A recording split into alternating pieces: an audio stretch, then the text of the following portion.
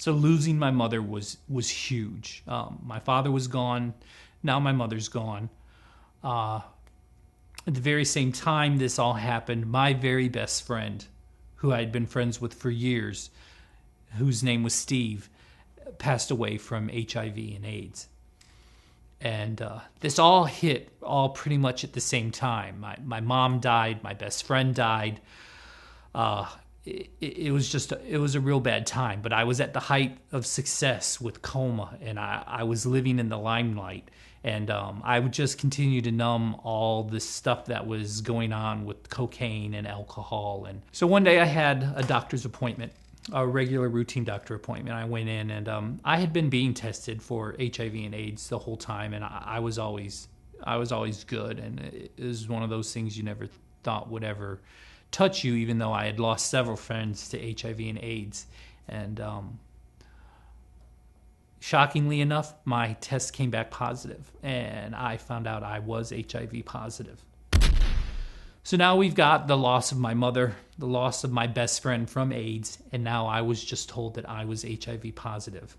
This was huge. So again, more drugs, more alcohol, more coma. I ended up losing my job in Florida and got offered a great job in Atlanta. Moved to Atlanta, and I kind of had a clean slate. So I had a great job, was starting a new life, met some Christians, and started to hear God calling me back again. And I started to take directions back towards the Lord, but still wanting to keep that one foot in the world, still wanting to be Coma. I still wanted all the adulation and all the attention. So I would back and forth. I would hang out with these Christian people that I met, and I'd receive some counseling, trying to deal with the death of my mother and dealing with the fact that I was HIV positive. And back and forth with God again, games with God, back and forth. I could never make a decision and stick with it.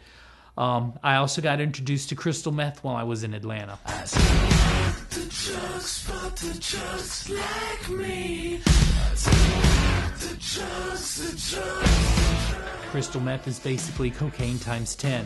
And it started to get its hooks into me. I got involved in the fetish scene in Atlanta. And just seeping into a deeper, darker place than I ever thought I ever would have gone to. But during this time that I had made some friends with these Christians, this one Christian wanted me to go to this seminar about homosexuality and how you're not born that way. But I was convinced I was born gay because I knew from a very early age that, when I look back at the beginning of my best friend Kevin, how I was infatuated with his father, I just knew I always had been born gay. So I went to this seminar and I listened to these different speakers throughout the day talk about homosexuality and the causes of it and everything. And again, another great moment where this man was talking and I could hear him crystal clear, and I realized he was describing my childhood, the rejection of other boys my own age, my father being very submissive and weak and really not being a dominant role in my life at all. In fact, I can't even really think of ever even having a conversation with my father. I had no natural, healthy bonding with men. And that's what I was listening to this man describe. And a great revelation came upon me that for the first time at this point, I'm probably 35, 36 years old, that I was not born gay. And I knew this. The Lord spoke it clearly to me that I was not born gay, that there were circumstances that contributed to my homosexuality, and that God did not make me that way. God didn't want me to stay that way. And that at this point, from now on, it was my choice. Was I going to remain a practicing homosexual and this deviant drag queen rock star, or was I going to embrace the truth that he had just shown me? Well, I embraced more cocaine is what I did. And I started to go into emotional panic attacks, and depression started to follow.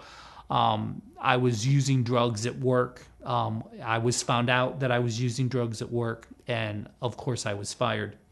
So then I was offered a job back in Tampa, and I was ready to come home to Tampa. Atlanta really wasn't my thing. And of course, the return of Coma.